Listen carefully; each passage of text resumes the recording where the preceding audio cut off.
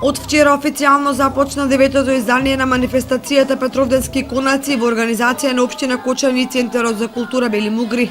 Манифестацијата ја прогласија за отворена фолклорниот концерт сред село надигрување, кој се одржа на летната сцена на Центарот за култура Бели Мугри, на кој настапија 4 фолклорни ансамбли. Свечениот дел започнаме со фолклорен концерт, на кој учествуваат 4 ансамбли покрај нас како домаќини, значи фолклорен ансамбл Мугри при Центарот за култура Бели Мугри.